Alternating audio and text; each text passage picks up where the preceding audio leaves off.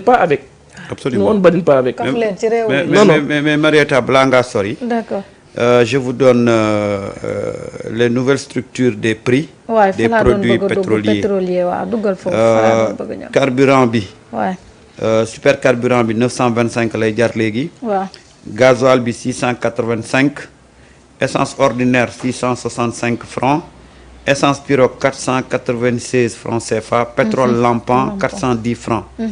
Gaz butane bi gaz 38 kg bi mu ngi jar 19 500 francs 19 000 francs plutôt. Gaz 12 kg bi mu ngi jar 6250. Gaz 9 kg bi mu ngi jar 4287 francs. Gaz 6 kg bi mu ngi jar 2885. Gaz 2 kg bi mu ngi jar 1304 francs. Donc loolu mooy prix yu bees yi. niki tey ci 18h la tàmbale. muy nag loo xam ne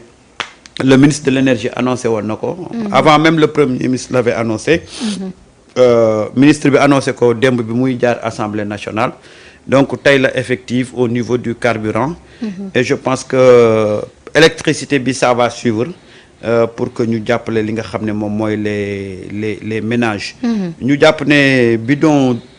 diwlin bi 20 litres bi nga xam ne gouvernement bi wàññi na ci nag wàññi na ko léegi ba mu nekk 15 750 francs. mu ngi doon jar nag 20 000. léegi 15 000 la comp nañ ci daanaka junni boobu mën nga cee am ginaar. continuer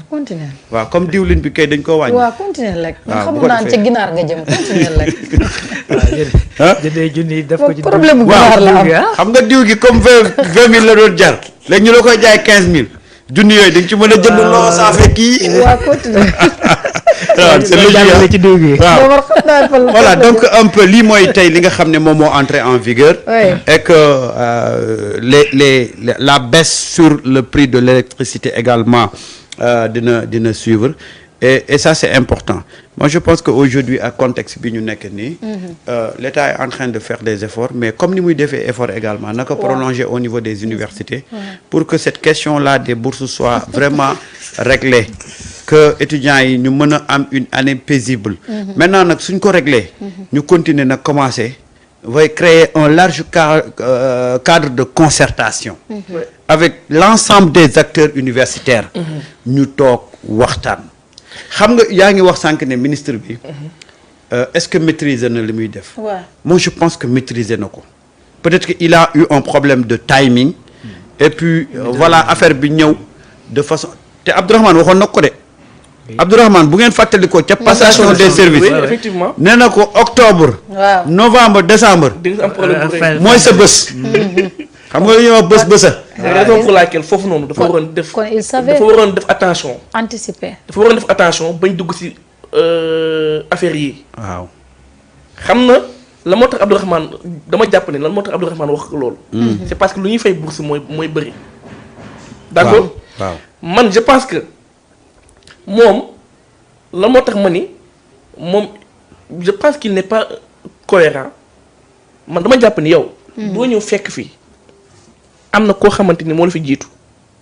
d'accord mi ngi def loo xam ni pour ñu mën ñun ñëpp am année académique normale yow année académique normale boobu lii la ñuy may dafay tax étudiant bi revendication concernant ak bourse dootul bëri dootul am yow L1 benn yoon nga koy def maanaam cycle bi L1 L2 L3 au lieu que nga koy def 4 ans 3 ans nga koy def M1 M2 au lieu que nga koy def 3 ans 2 ans nga koy def kon donc étudiant bu nekk dina xam ni yow yaa ngi ci année académique normale M1 benn yoon ngay am bourse M2 benn yoon ngay am bourse soo paree nga dem sa yoon comprendre nga je pense que d'abord il doit penser à rétablir cette année académique ñu jéem a di commencer à temps surtout di terminer à temps d'abord après mu mën a xoolaat question bourse bi bu fekkee duñ koy jéemaat càmbaraat teg ci beneen décret sax bëgg nañ mais na doon la nga xamante ni ça fera l'objet d'une application absolument parce que mënoo toog benn décret boo xamante ni c'était depuis 2014 ba léegi nii on se pose la question de savoir est-ce que ce décret là a une seule fois fait l'objet d'une application yow nga bëgg ñëw en 2024 rek 2025 bëgg ko appliquer D'accord. Et puis surtout en pleine année universitaire. Et surtout, c'est un décret qui est contraire à la mobilité étudiantine. situation sociale bu délétère bi nga voilà contexte bi baaxul. c'est pas bien choisi d'accord. Rawane sur baisse bi nga xamante ni état bi def na ko pour alléger quand même ménage askan wi parce qu'à un moment donné quand même Sénégal lépp cheroon nit ñi dañu étouffé woon et tout ça en dehors de problème étudiants yi ñoom moom xam nga seen bourse kenn du ko laal moom fi mu ne nii ni ñu wàññee lii rek nañu fexe ñoom tam jéem leen canaliser parce que réew mi neexoon nag amoon na jàmm mais à un moment donné ñëpp dañu tiitoon ak situation université bi et tout ça te bëgguñu woon dund liñ daan dund auparavant ci bourse étudiants yi donc tey wàññi bi nekk na lu am solo quand même pour alléger ménage yi. waaw lu am solo parce que xam nga ci énergie moom dafa doon loo xam ni maanaam bu coût yi wàccee rek après ki nga xamante ni moo koy utiliser muy ménage bi muy kiy produire c'est des coûts de production dana wàcc de telle sorte que dafay mën a sax déteindre ci yeneen produits yoo xamante ni dañuy nekk ci marché bi et que produits yooyu bu ñu wàccee c'est-à-dire la nga doon manque à gagner ba nga doon am fa nga koy rattraper mooy coût de production yi ñooy wàcc tout simplement et que su boobaa peut-être produits yi danañ wàcc parce que tey boo jëlee un transporteur boo xamante ni dafay dem jënd carburant bu bari yor camion wala dara peut-être même pas transport public mais tey boo jëlee kuy def transport de marchandises yor ay camion tey coût ba nga xamante ne moom lay facturer commerçant bi pour transporter ko ay marchandises am mais carburant am da ciy bokk en plus de certainement distance bi nga xamante ne moom nga ko kii comme distance yi nag duñu changer les distances restent les mêmes boo jógee woon fii di dem Dakar Tamba distance bi benn la donc fi nga mën a jouer mooy ci li nga xamante ne mooy coût carburant bi par exemple donc énergie bi nga xamante ne moom la ñuy kii xëy na fi ñu ci yegg effort yi am na et puis lu ñuy saluer la lu ñuy accueillir la à bras ouverts et puis on applaudit ndax situation bi ñu nekk di wax ay wàññi lu jafe la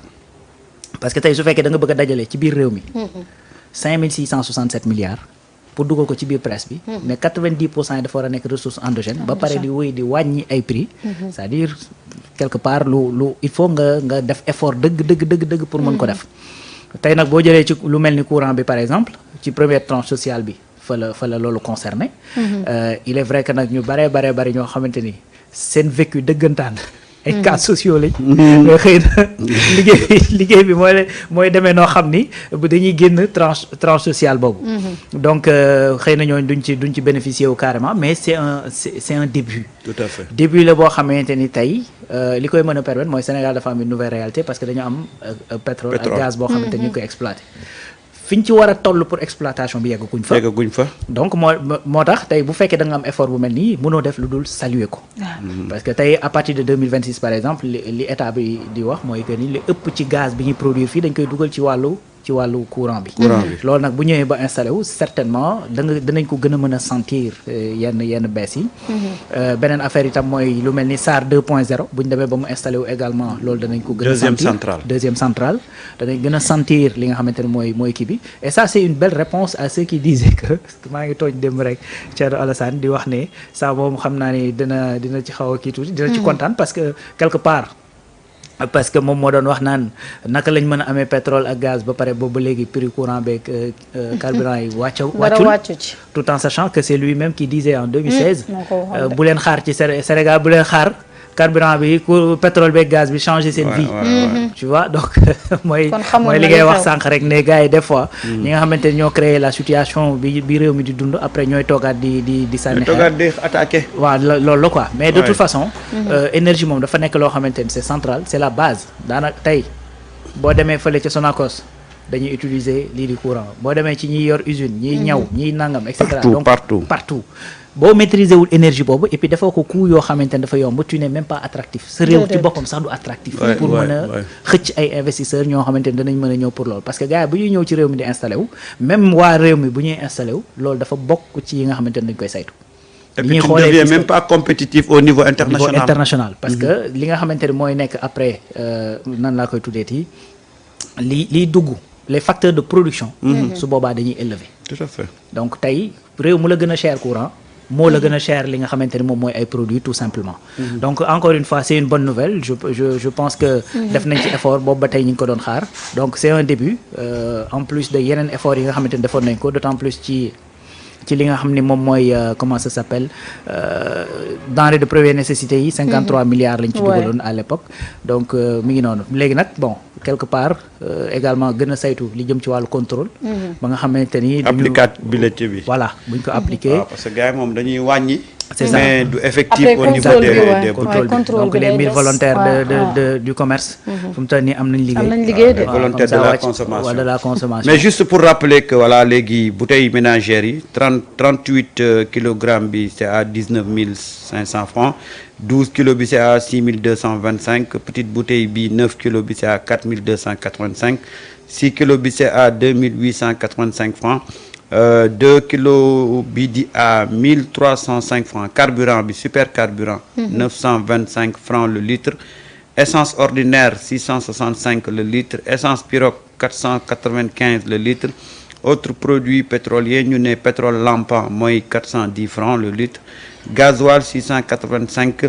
le litre résumé bi yëpp mooy super carburant bi 920 francs et gasoil bi 680 francs CFA le litre. Donc lii mooy les premières mesures yi nga xam ne jël nañ ko. Et comme Rawane l'a dit, prendre des mesures c'est important. Mais ce qui est surtout important mooy applicabilité bi. Que bu ñu demee ci boutique yi ñu mën a fa fekk la réalité de ce qui a été décidé. Parce que nag gis nañu le problème qu'on a état bi est-ce que am état bi depuis ba mu ñëwee ba tey mu ngi wàññi. Mais les mesures n'ont jamais été respectées. Parce que le problème aujourd'hui mooy non c'est-à-dire que voilà un pays où partout il y a des problèmes. Gis nga na mu amee université ci problème bi noonu la ci bi commerce bi amee problème Marieta. Marieta damay jënd fii meew à un prix boo xam ne ma dem sama koñ mais je vois que il faut ma fay plus pour jënd. On a un commerce complètement déréglé. te yow yaa ngi ci même dëkk bi ku nekk xool na mu la neexee nga jaayee ko boo waxee mu ne la non location bi loolu lañ lay tegalaan prétexte boobu lañ lay wax te ñun suñu yoon nekku ci ci ñun réew wuñ abuñu c'est-à-dire que voilà un peu un pays où il faudra régler beaucoup de choses et gis nga loolu mooy quand un pays a un problème d'autorité gis nga dëkk boo amee problème d'autorité toujours c'est comme ça boutique yi mësuñu xalaat ñu génne prix affiché ko ñuy outrepasser décision boobu mais Sénégal depuis un certain temps il y a un problème d'autorité parce que c'est le laisser aller demal ci boutique yi kañ la ñu gëj a gis un contrôleur économique est-ce que mu ngi am ba tey gisatuma ko de et puis deuxième chose quand on a perdu la main sur notre commerce commerce de détail mënatuñu ci ñun le petit commerce là daf ñu échappé. C'est ça. xam nga tey on a fermé importation banane. ñuy consommer banane locale bi. On a réalisé plus de 9 milliards. Mais allez voir ñan ñoo bénéficier wu ci 9 milliards yooyu. Parce que même le commerce de fruits. Mais daf ñu échappé. daf ñu échappé. Est-ce que toutes ces mesures là ñuy jël. Est-ce que dafay répercuter wu ci les Sénégalais te yooyu yëpp c'est des choses à organiser na université ba désorganisé noonu le commerce bi désorganisé donc c'est un pays où tout est à refaire li koy gën nag li koy defar nag mooy d'abord il faut réinstaurer l'autorité que nit ñi am lu ñuy ragal man je peux pas comprendre mais ay jamono yi am na ay jamono yoo xam ne mais xel xalaatul ñu annoncé ne wàññi nañ lii nga dem ci boutique mu bañ ko appliquer xel xalaatu ko qu'est-ce qui s'est passé aujourd'hui ba nga xam ne léegi tu es obligé de chercher des volontaires de la consommation pour ñuy dem dans les boutiques pour di leen tordre le bras pour ñu appliquer ko un pays nag si l'autorité n'est pas forte mais écoute c'est toujours comme ça il faut que nag ñu rétablir l'autorité ku ñu fekk nga bañ a appliquer les mesures là ça il faut des sanctions sévères xam nga Burkina Faso bu ñu defee démb conseil des ministres dañoo rétablir peine de mort waaw parce que gis nga dëkk boo ko bëggee defar il faut des mesures révolutionnaires yuy marquer la conscience collective mais mënuloo defar réew ci ay raay mbelle mënul nekk parce que les gens ne sont pas prêts à changer de comportement par rapport ak réalité bi ak contexte bi taxaw nii ndax yow fi ngay toogee yow Ousseynou di œuvrer pour que dëkk bi baax am na koo xam ne mu ngi nekk à côté pour empêcher la yow nga defar dëkk bi waaw ñooñu ñu leen di def dañ leen di bàyyi ñu nekk dëkk bi di nekk ay fauteurs de trouble et voilà le problème du Sénégal il y a des Sénégalais yoo xam ne dañuy xëy suba ngoon di ñafe pour que Sénégal dox mais pendant ce temps amay Sénégalais yoo xam ne dañ naan comme bugguma Ousmane Sonko wala Bassirou Diomaye Faye neexuma lu ñu defar suba ba ngoon pour mu baax dama ci xëpp kaani mais loolu un pays ne peut pas fonctionner comme ça et malheureusement loolu mooy le problème du Sénégal. C'est dommage quoi. C'est dommage. Sa jàngat par rapport ak baisse des prix yi nga xamante ne annoncé